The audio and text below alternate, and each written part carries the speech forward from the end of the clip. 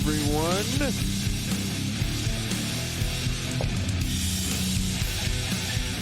I am your host, Jason Miles, and this is Revolution Podcast. This is a fun episode that I'm dropping down here. This is the audio only of our episode with Canadian journalist Owen Schalk. The first time he was on the show, I wasn't able to be there. I was taking my quote-unquote break. But I actually, and I do take credit for this on the show, and I'm going to do it again now. I saw an article of Owen's. I forget where I saw it. I thought it was really interesting. It was an article about Canadian imperialism. Sorry, I can't talk. Or Canada's hand in Western imperialism and colonization. And I shared it with the group chat, which consists of Pascal, Mean Jean Bajlan, and the leader of middle management on the Death Star, Kuba Risniski. So we all kind of dug it. And I found some more writing of Owen's. He didn't have much at the time. And I was like, let's do a show with this guy. This is interesting because, as the show's been blowing up, it's getting bigger. Someone made a comment. They said, man, this is just like a commercial for Missouri State University. And it kind of rubbed me the wrong way because when you have professor friends, they send you their professor friends, and their professor friends tend to be from the university that they work at. So, of course, Jean is on the show, and he is a professor at Missouri State.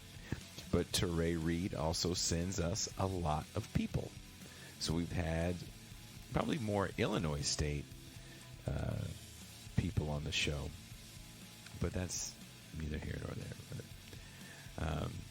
So I found Owen, and I was all excited, and he came on when I wasn't there, which kind of bummed me out. But it was a great show. People liked it, and his return was very well received.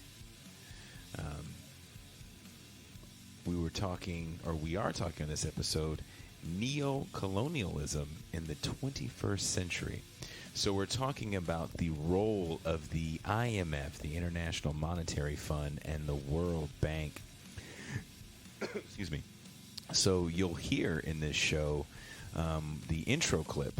And I do have to say, you guys, watch these intro clips. It takes a lot of time to make this stuff. More often than not, I have to create new music for it. Watch it. It's funny. Watch it. YouTube.com/This is Revolution Podcast is where you can watch them. There's a playlist called Show Intro Videos, and you can see them all.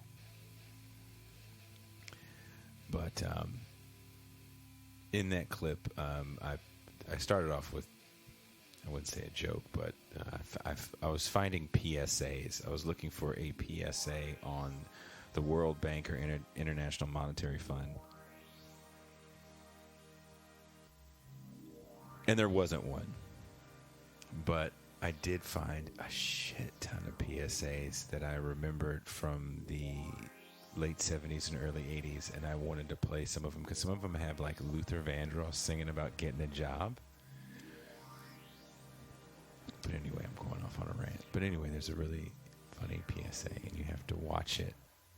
It's about communists. So when you hear it, it's one thing, but when you see it, it's another thing. But I want to read this from Owen's piece in, where is this in? CanadianDimension.com.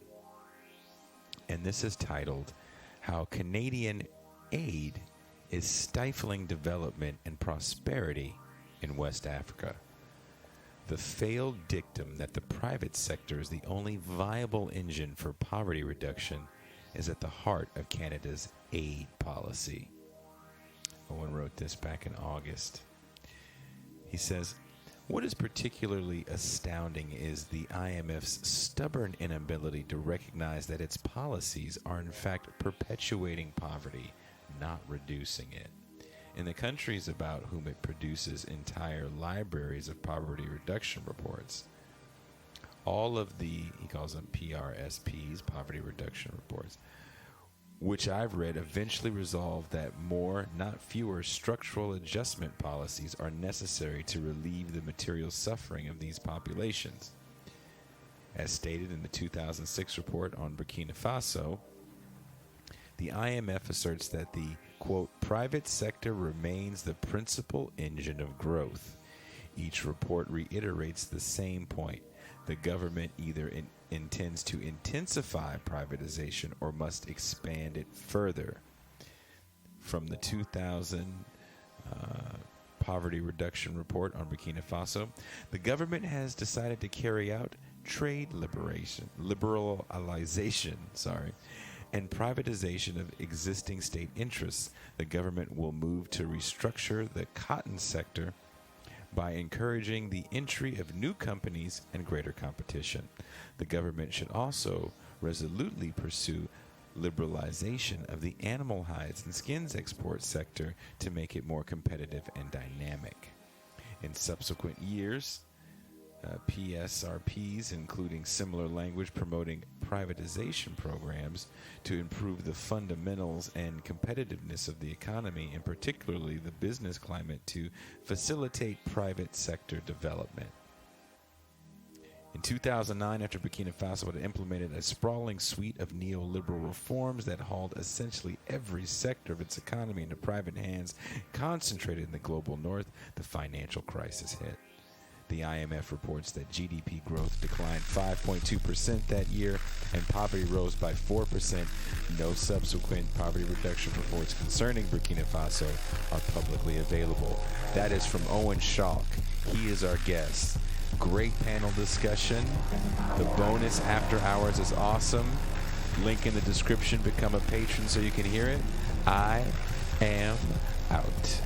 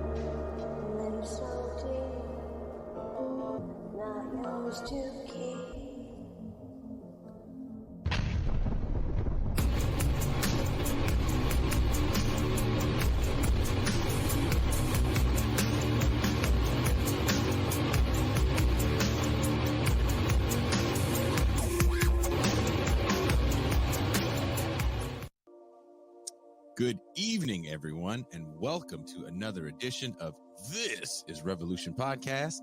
I am your host, Jason Miles, and we have another great show.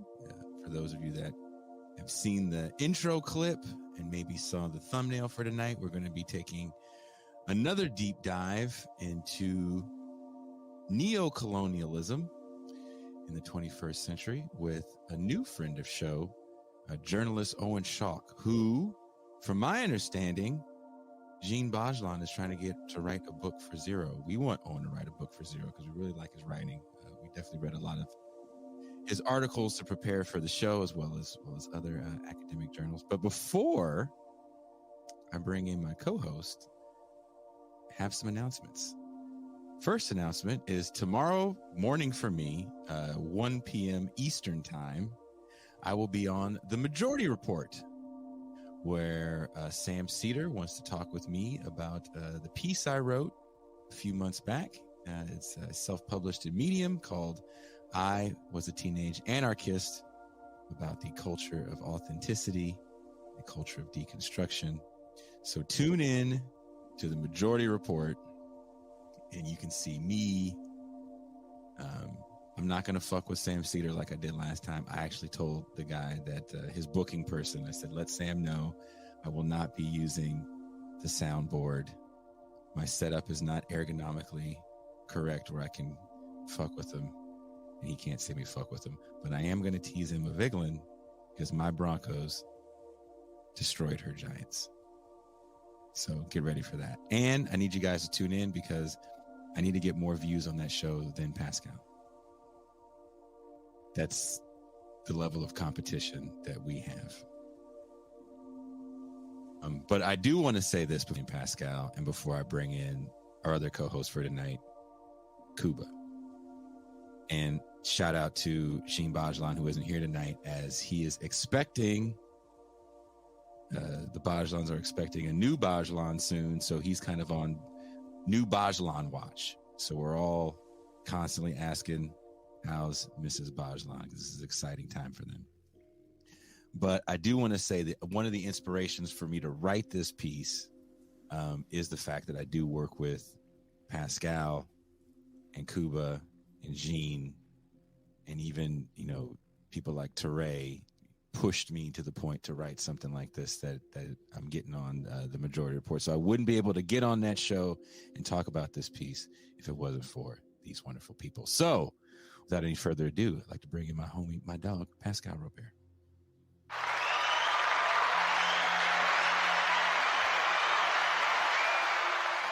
Peace and greetings to the chat. Peace and greetings to the audience.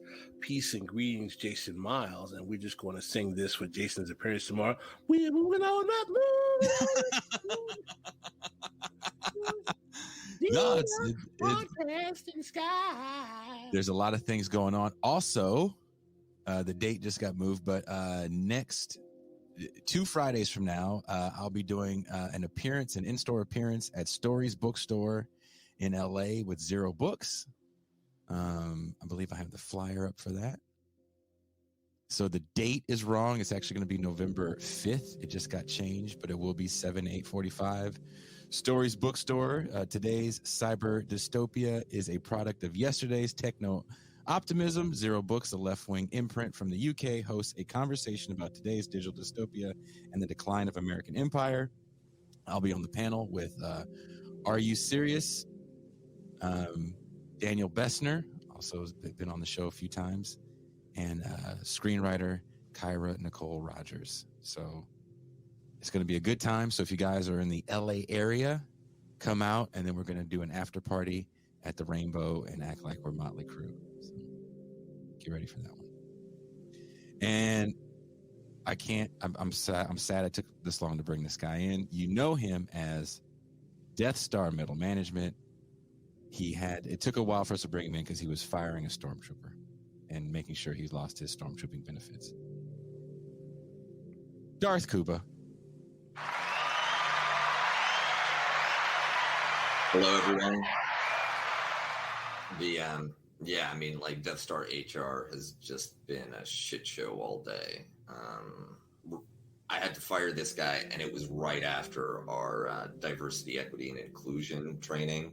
So, you know, it's really awkward. But, you know, like, stormtroopers are technically non-marginalized people, so at least I didn't have to fill out that additional paperwork. But it is hard, right? Like, you have to take their imperial healthcare card away. You have to watch while they take off the armor, you know. It's pretty depressing for everybody, but then we just blew up a minor moon, and I felt better. And Andy William, no, I did not make this in the background. This is some weird algorithmic music that comes with this program that we use, but there is a new album in the works that should be done. It was going to be done this weekend, but it looks like it's going to be done next weekend. It'll probably be out before Thanksgiving, of instrumental stuff that's chill like this. So if you want to hear some of the tracks that are going on, if you hit me up, like DM me on Twitter or something, I'll send you some MP3s of some new stuff that I'm working on that's like super chill like this. But let's play the clip that took me several hours to make, and it's a little longer than usual, so hope you guys enjoy it. recognizing a communist, physical appearance counts for nothing. If he openly declares himself to be a communist, we take his word for it. If a person consistently reads and advocates the views expressed in a communist publication, he may be a communist. If a person supports organizations which reflect communist teachings, or organizations labeled communist by the Department of Justice, she may be a communist. If a person defends the activities of communist nations while consistently attacking the domestic and foreign policy of the United States, she may be a communist. If a person does all these things over a period of time, he must be a communist.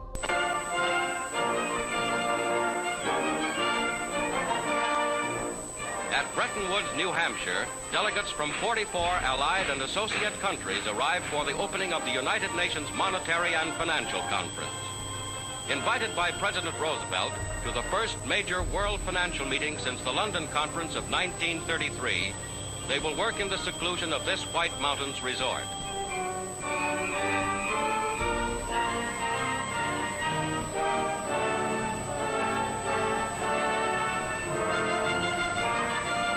Zhang Shi-kung, one of China's representatives, with Secretary and Mrs. Henry Morgenthau.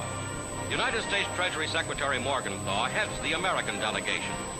On the opening day, in his role of acting conference president, he addresses the meeting. To be discussed are plans for the stabilization of world currencies. All agreements must be ratified by the governing bodies of the nations involved before becoming effective.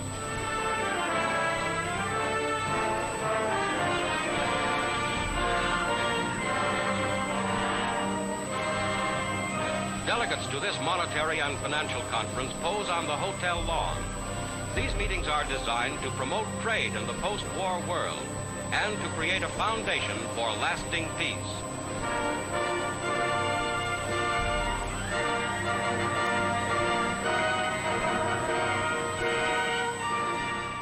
The brutality and invasiveness of the capitalist imperialism of the 19th and 20th centuries was readily evident. With utter ruthlessness, the imperial powers of the era smashed open markets with gunboats and plundered the wealth of Asia and Africa through conquest and occupation. The process of decolonization in the 1960s and 70s raised hopes that a new era of peace and prosperity was about to dawn in those parts of the world that had been ravaged by imperialist exploitation. Unfortunately, those hopes have been dashed by the rise of informal networks and methodologies of imperial dominations.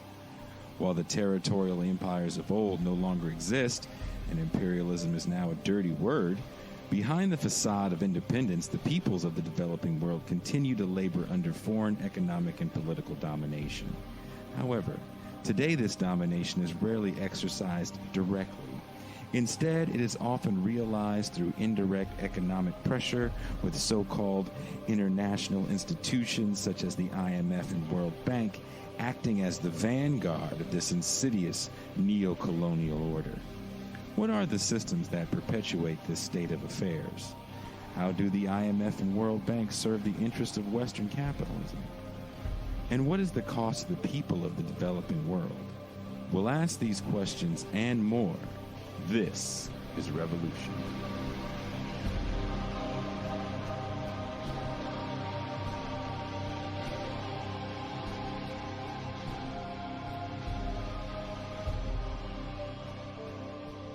The World Bank has always been deceptive about its role in the international economy. It attempts to portray itself as an institution looking out for the interest of not only poor countries, but for poor people within those countries. That has never been the case. The bank is pushing the interest or promoting the interest of countries in the first world and for an elite sector in the third world. That was true in the 1970s. It is particularly true in the 1980s.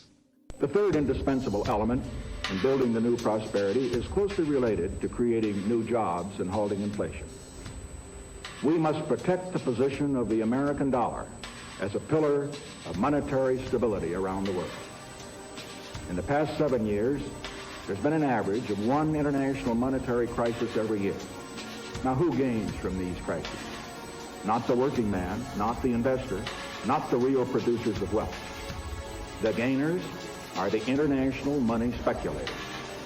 Because they thrive on crises, they help to create them. In recent weeks, the speculators have been waging an all-out war on the American dollar. The strength of a nation's currency is based on the strength of that nation's economy. And the American economy is by far the strongest in the world.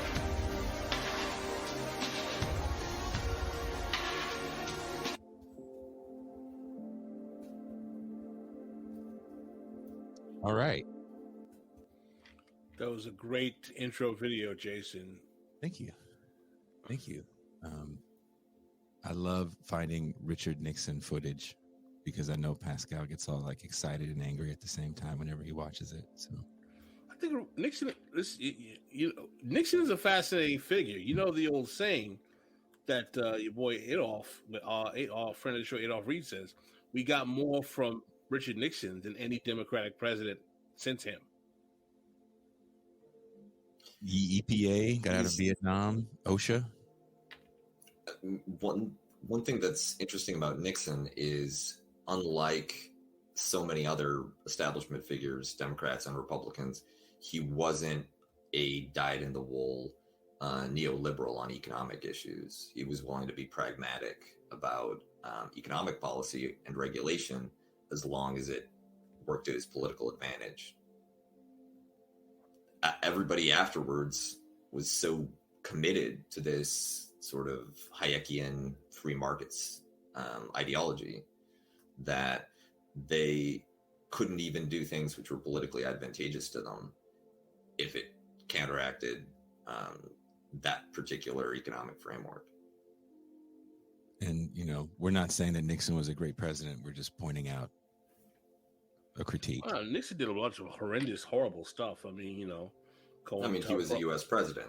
That's with the territory. Let's just, I don't want people being like, oh, these motherfuckers love Nixon now. Like, Shirley makes a very good point. Most of the things that Nixon did was because the left was much stronger then. Yes. And he really did feel that the barricades were being stormed. Well, I mean, Chris always points out in, what's his name? Kissinger's book. Kissinger talks about Nixon being terrified because they got the buses around the White House. And he's like, they're coming for us. Yeah. But, you know, that's a long time ago. And again, we're not saying we're fans of Richard Nixon. We're just pointing out a Nixon critique. That's all. Please don't. These motherfuckers love Richard Nixon.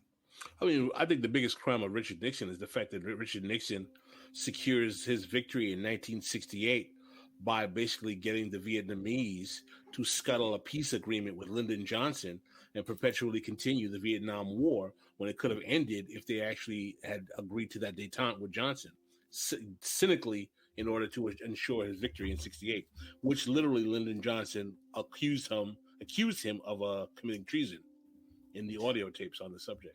Matt L., we will do a whole other show on Nixon and China, but I don't want to get into the weeds on Nixon and China today because we want to kind of stick within the neo-colonialism framework.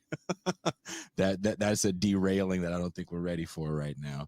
But let's bring in our new friend of show, someone I'm very excited to see back. I booked his first appearance. I'm gonna stake my claim on this. I was the one that found his article and said, I'm booking this guy on the show. And then I wasn't there when he came on the first time. So please welcome, coming all the way from Manitoba, journalist, author, Owen Schalk.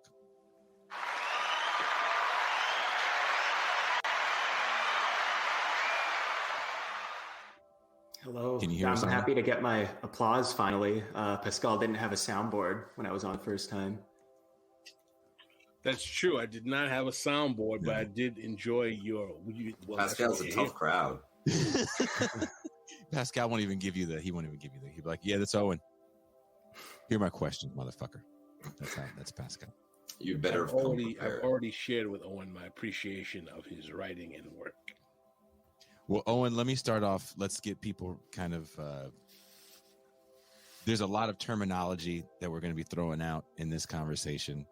So let's kind of break down the first one. The IMF writes, as you call it, neoliberal structural adjustment policies.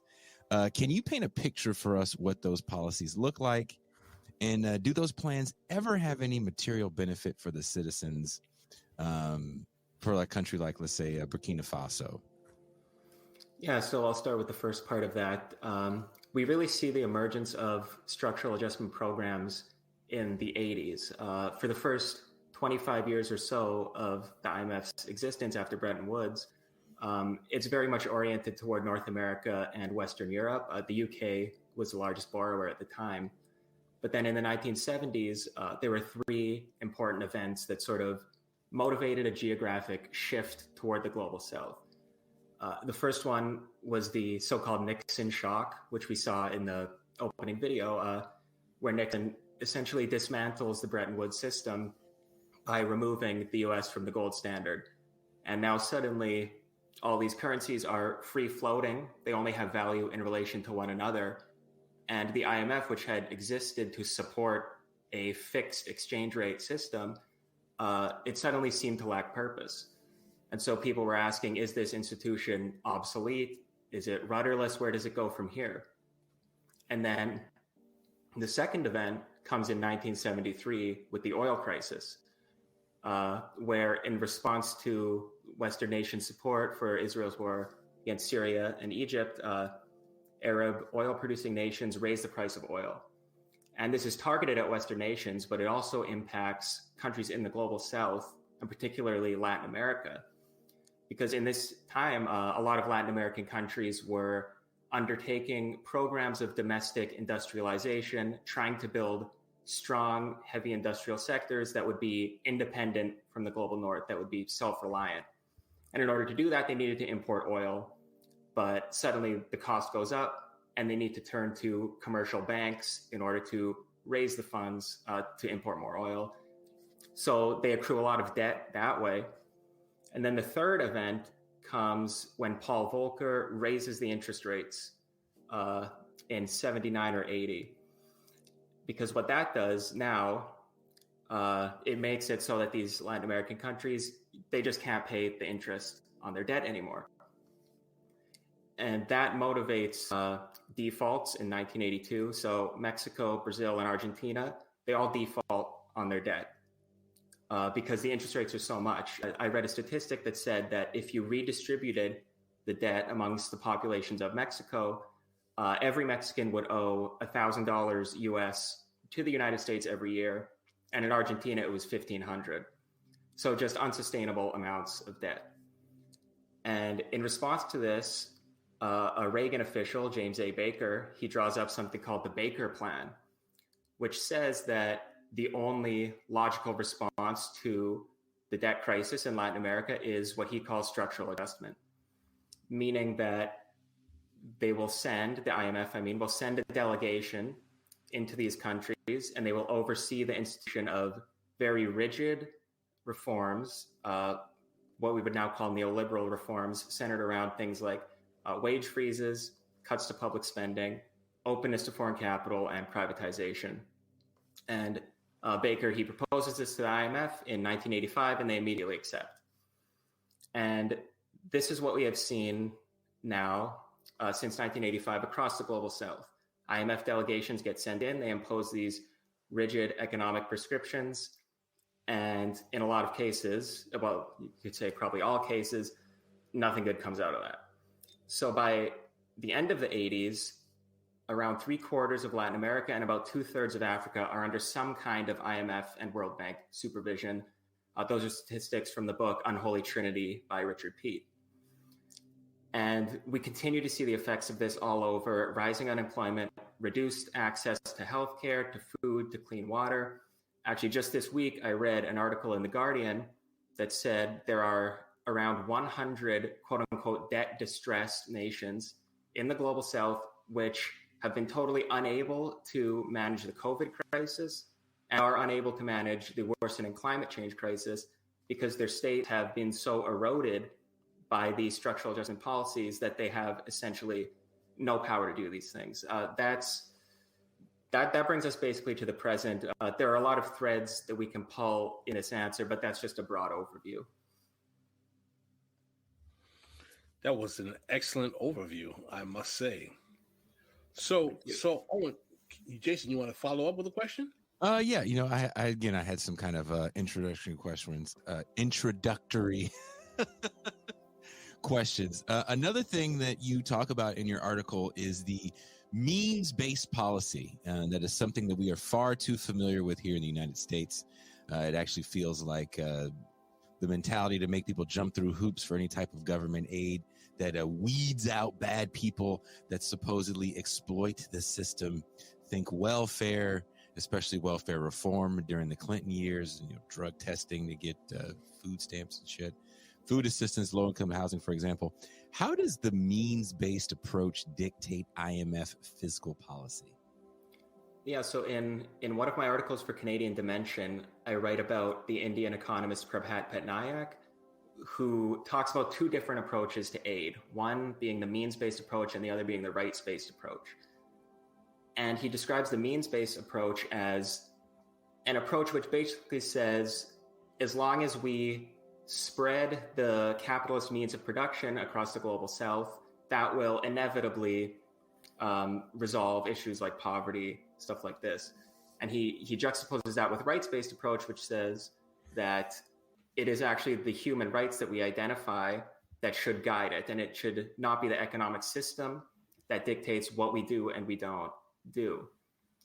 So with the IMF, you definitely see a means-based approach. You definitely see this attitude that as long as people in the global south have access to a market and they're able to move in that market, and Milton Friedman says this, just make decisions on their own, that will inevitably lead to reduced poverty in the global south because the market works its magic. And you could definitely relate that to, like you said, programs in the US, means-based approaches, which say that, only certain people can access certain resources. That's definitely a part of the IMF and the World Bank programs as well.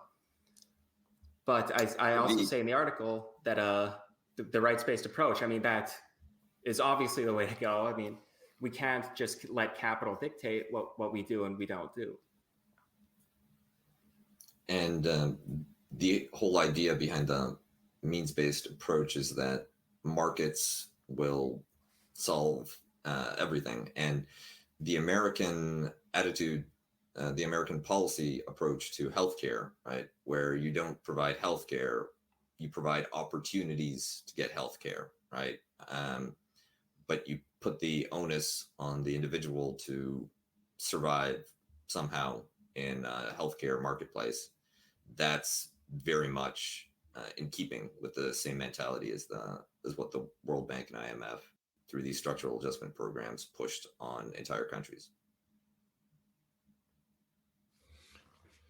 So access, that's right, access, not opportunity, access. Well, one of the reasons why I was particularly interested in this show, and particularly your work on the IMF and the World Bank and structural adjustment programs, is that my familiarity with how this turned out, particularly in Haiti under the Aristide regime, when Aristide was taken out in a coup in 1991 and was returned by the then Clinton administration. One of the main things that was required of him was to sign on to major neoliberal structural adjustment packages and programs. And the direct consequence of those policies led to the eventual bankrupting of the Haitian state, because all of these state assets, the state cement company, the control of the ports, the telephone company, the electrical company, all of the state-run corporations that provided revenue for the state were not only sold off to private corporations, many of them were sold off to elites who were related to institutions that were friends of the Clintons, as a matter of fact. And it was this massive transformation and loss of state revenue in Haiti, combined with the interjection of non-governmental organizations known as NGOs, that basically started the ever worsening precipitation and destabilization of the Haitian government that we see causing the chaos in Haiti today. So for me, this is not theoretical in terms of seeing how this plays out. There's a real world example in terms of my own kind of family experience into coming from a country affected by these things. Can you explain how exactly similar situations have played out throughout the global South? I know in your articles you talk about Burkina Faso, you talk about Ecuador, you talk about particularly in Africa as well. But can you, I don't know if you're familiar with the book by, I forgot the name of the author, Reflections of an Economic Hitman. It was a good book that came out a while ago that talks about the way in which the IMF and the World Bank are the kind of first steps of the shock troops that are sent out to try to get these global South countries to acquiesce to economic paradigms that basically parasitically drain them for the benefit of the first world economic interests. And eventually, if they do not surrender, the jackals come and there will be a coup or an assassination or what have you. So, Owen, if you can really talk about, how, as I explained, how this worked out in Haiti, other examples, John Perkins, Confessions of an Economic Hitman, correct. How this plays out, whether you want to go to South America, Latin America, Africa. Yeah, sure. I love what you say about Haiti and how Aristide was pressured into these programs, because what you see with the IMF so many times is how it totally constrains ideological difference in the countries where it is trying to impose its structural adjustment programs. And an example that I find really interesting is Jamaica.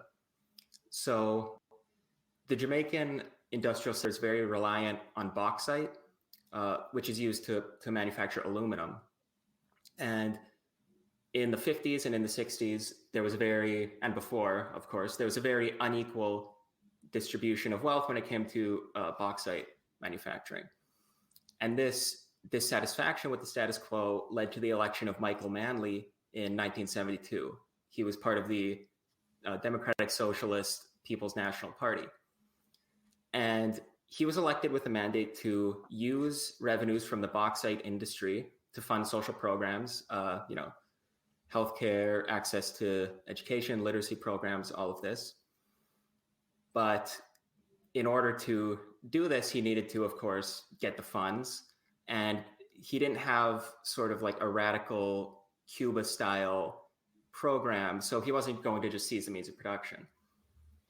And he would go to commercial banks in the global north. He went to the IMF, but he maintained good relations with a lot of socialist governments in the hemisphere, which caused him to become a target of the United States.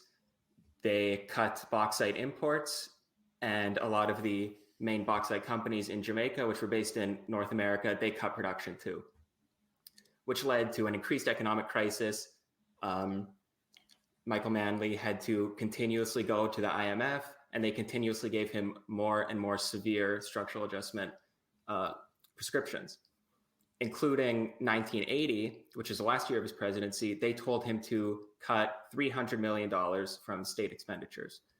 And in response to this, the Jamaican Minister of Finance, a man named Hugh Small, flew to Washington and spoke directly to the IMF's board of directors.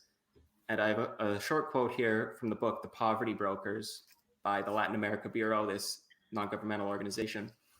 And Hugh Small said to the IMF, "According to our calculations, if the United States was asked to make an adjustment of this relative magnitude, it would need to reduce the federal budget for 1980 to 81 by some $103 billion US. There would also have to be retrenchment of some 1,700,000 employees from the state and federal administrations. We cannot think of any better way to dramatize the asymmetry of adjustment and the problem of conditionality as it affects the developing countries in real human terms." And in response to this, the IMF called Jamaica a, quote, spoiled child. So, and then to bring this all home, in 1980, Michael Manley was crushed by the right-wing Labour Party. Seaga, yes. So, yeah, Cuba. So I think that one thing that might be useful to discuss is why do these organizations have so much power? And it stems from, in your example, international trade. When you have economies that are integrated across borders, you need to have some basis of exchange. And that, after the end of the gold standard, becomes the US dollar. So the creditor nations that can provide loans and funding in hard currency have this structural advantage. Their currency, those loans, can pay for imports of oil. They can pay for imports of bauxite. They can pay for the essentials that an industrializing country needs to develop, or that any country needs if you import food or medicine just for human welfare.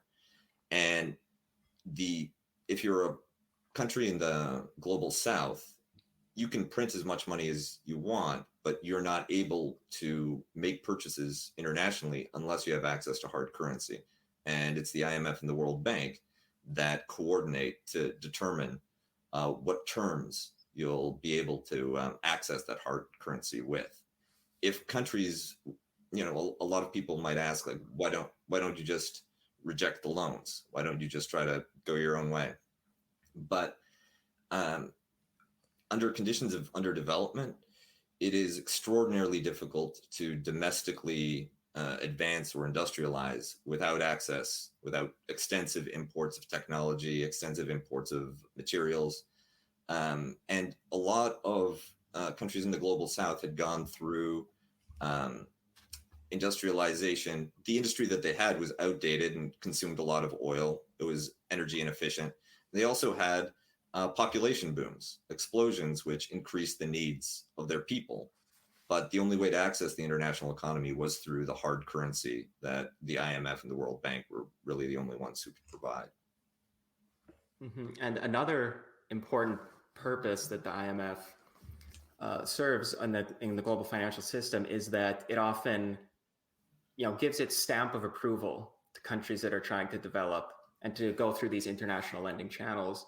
There have been a lot of examples. Jamaica is one, Peru is another, of countries that try to go to commercial banks in the global north, but a lot of them won't agree to give loans unless these countries agree to implement structural adjustment programs. It's like a credit rating agency for national governments, right? Mm-hmm. Unless you have the imprimatur of the World Bank and the IMF, and they say that you're a responsible borrower, then commercial banks are unwilling to take that risk. And, why would they?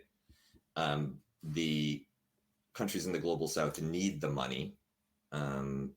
North bankers in the centers of capital don't need to make those loans. You can turn down Uganda and just loan to what you would give to them to Nigeria.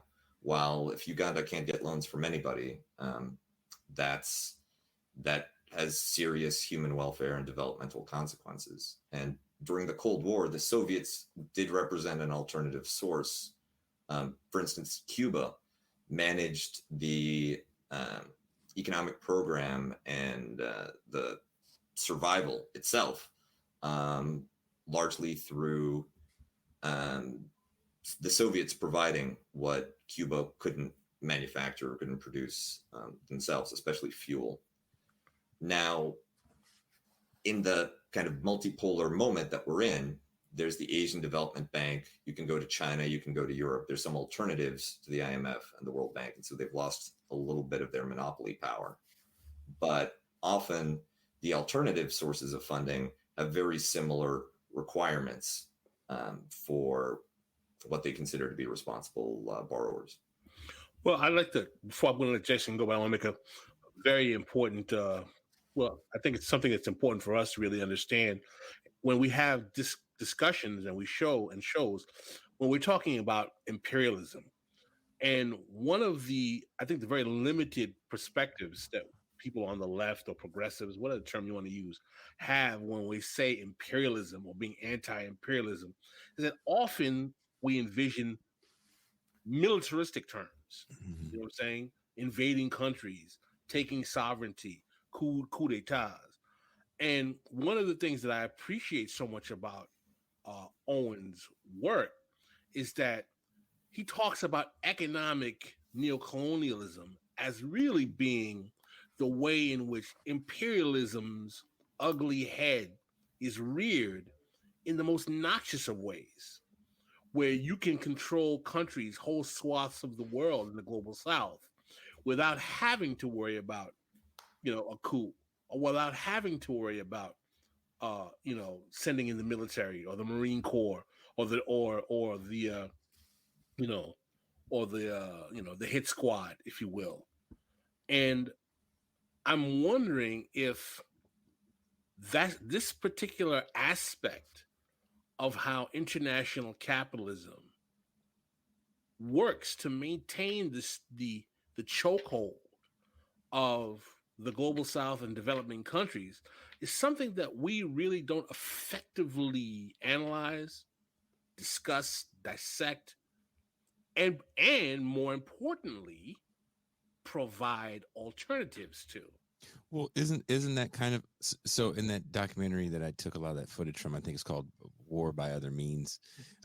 They talk about a nuclear power plant that was built in the Philippines when Marcos was president, and or it was proposed when Marcos was president, and I think Aquino, when she got in office, tried to stop it. But that power plant was built on the intersection of like 3 earthquake fault lines.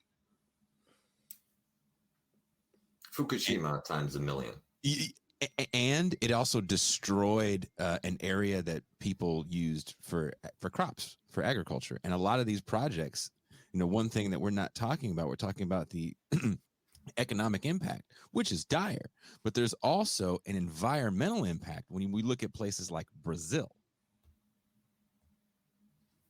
It's dire. It's literally destroying the planet. It's displacing people, killing industries, local industries, especially when we talk about agriculture in places like, India, like I said, the Philippines, Latin America.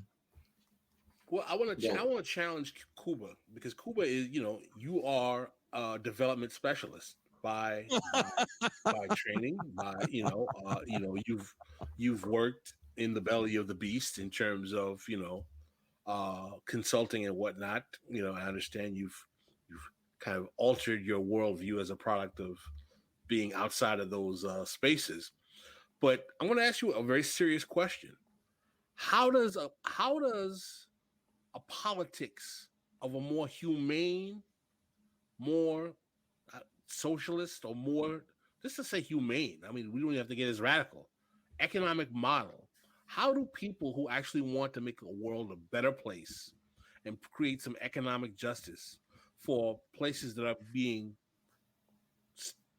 literally just kind of ripped apart by this traditional paradigm, IMF, World Bank, structural adjustment, so on and so forth, how exactly can there be a movement to end this and change it when the actual mechanisms of international economy are intertwined in a way where currency, credit, the SWIFT system, every single element of how valuation of trades for goods and services function is premised on reifying this existing hierarchy. And as you were saying, even the new guys on the block, whether it be the Chinese or the Asian development banks, may be a better option, but they're still working on similar terms. So the question becomes, how exactly, and Owen can jump in as well, how exactly can we create an alternative model to this? What is there an alternative model to this? Are we stuck with saying, well, viva la revolution, that's it? I mean, like, what exactly happens? What is the practical politics to create alternatives to this? So that's an excellent question, and there's a couple of different ways to respond to it depending on where you're situating yourself. So in 1998, there was a debt crisis all across Southeast Asia, where basically there was a boom and bust cycle that became very extreme, but a lot of the money that had gone into funding the boom period was denominated in foreign currency, which created a crunch as the value of local currencies collapsed. And the IMF was able to use that moment to force structural adjustment policies on Southeast Asian countries, which had resisted them successfully through the 70s and 80s. So Malaysia, South Korea, the whole Squid Games pressure of debt on South Koreans really takes off in 1998 because of the financial crisis. And it created a period of incredible suffering across the region, but governments took the lesson to heart and everyone started hoarding US dollars. Whatever you exported, you banked that money.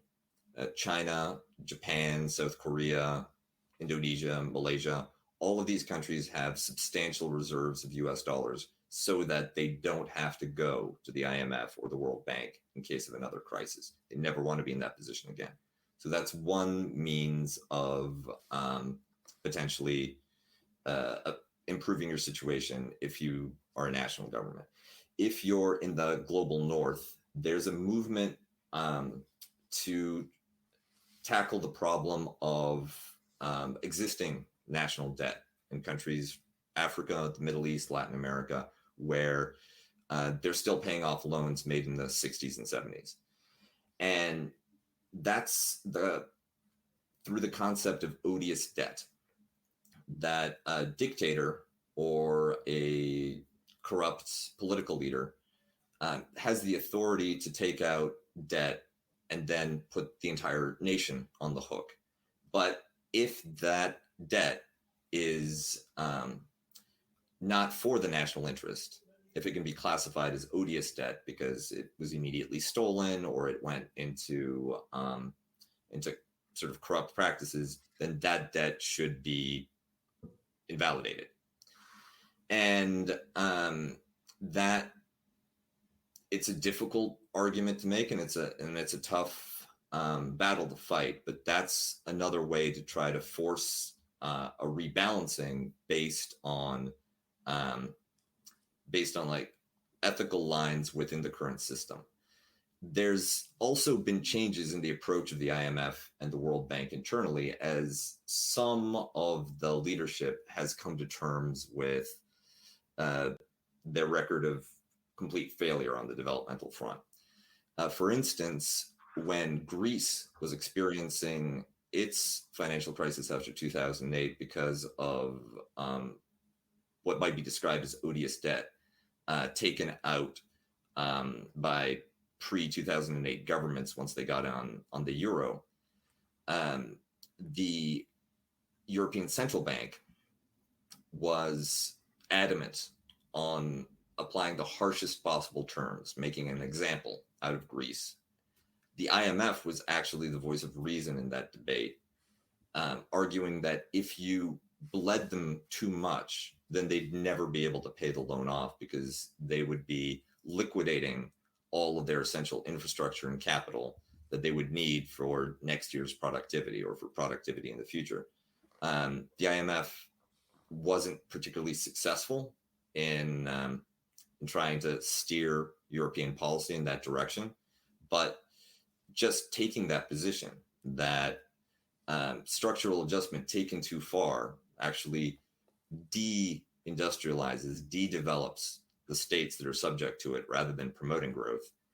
That move alone represented a significant change in the way that they advocated for the international economic framework. So those are some different attempts to try to redress the obvious problems of the international financial system.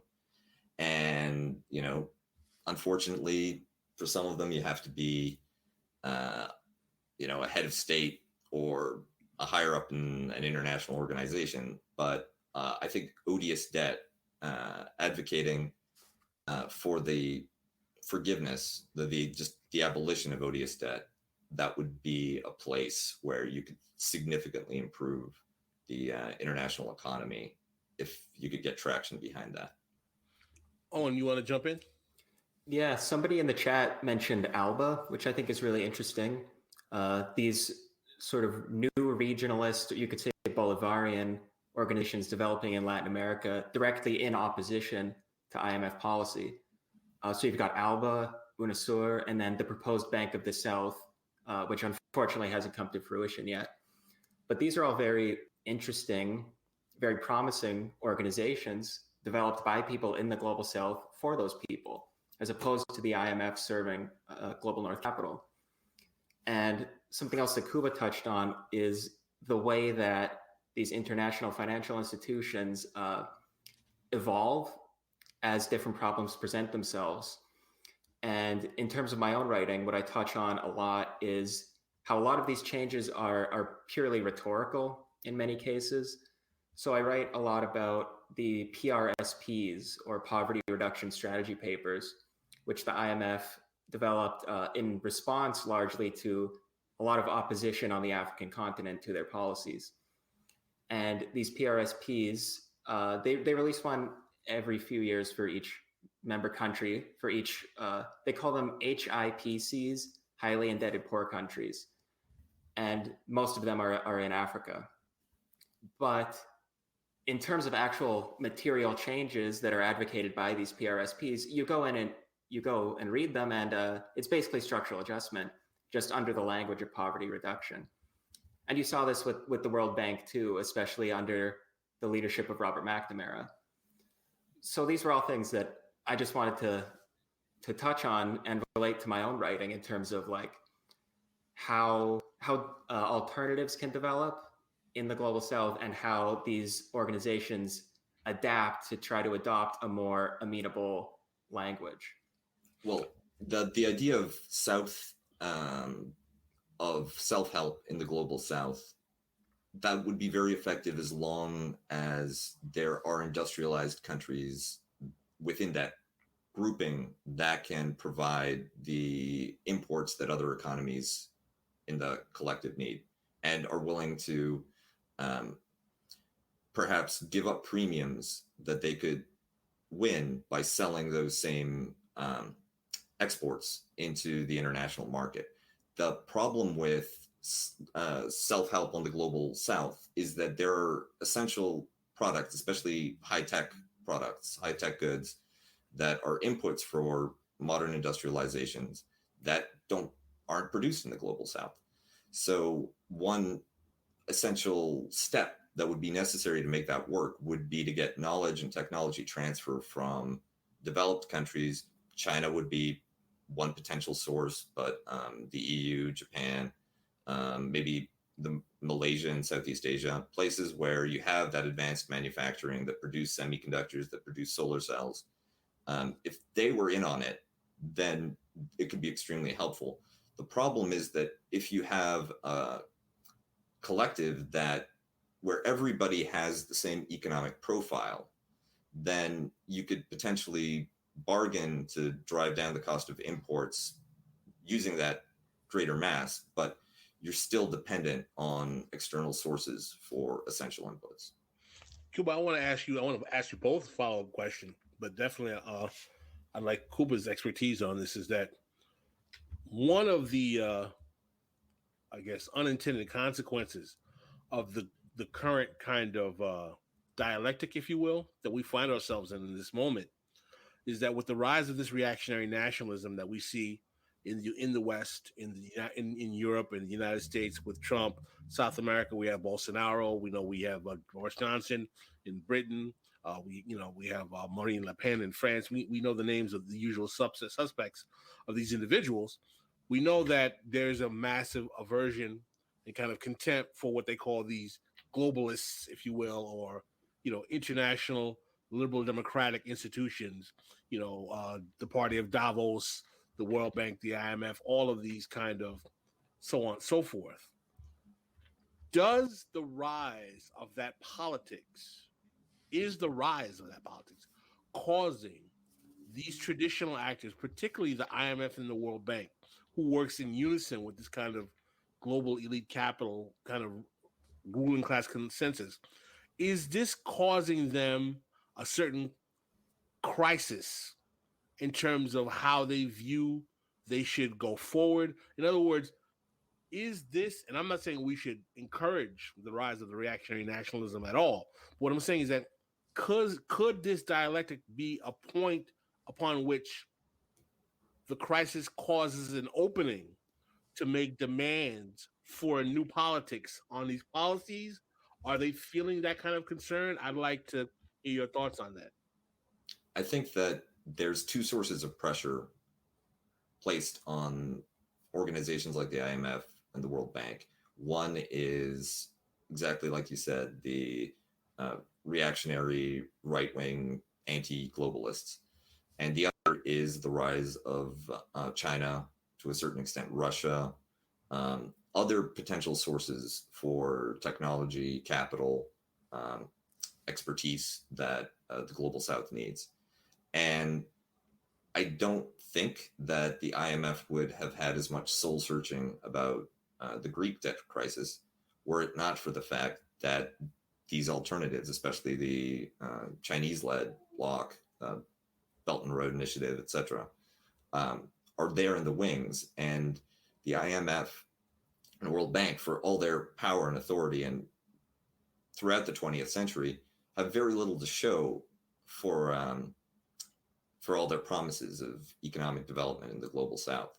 So I think that there is a real issue in the international economy about what the role of these organizations should be, what it can be as well. Because if you begin to roll back globalization through putting up trade and investment barriers, then the type of international markets that these organizations depend on become a lot more complicated, and global financial interests don't have the same opportunity and the same authority that they have to demand profit premiums for making loans. Owen, we'll see what happens to things like NAFTA and other trade agreements, but that is a point of vulnerability within the system.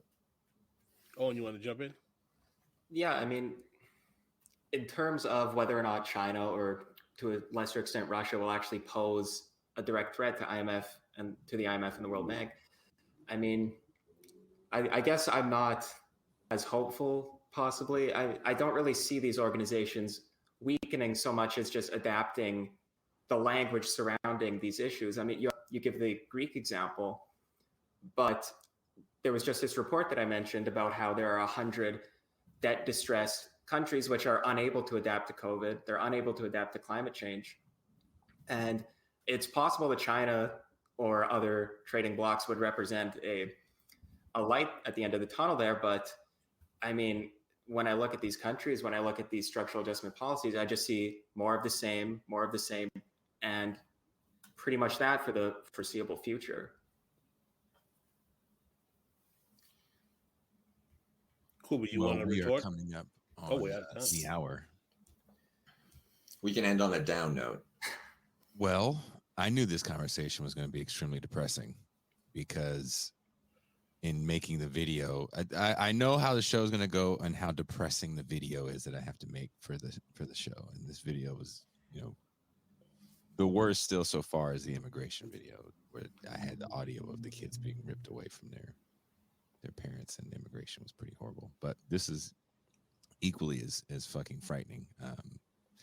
The environmental aspect, the aspect, when you think about the fact that most of these countries will never get out from under this debt, and the legacy of leaders that have been assassinated or couped when they try to have any sort of counter hegemonic policies, i.e., Thomas Sankara, Hugo Chavez.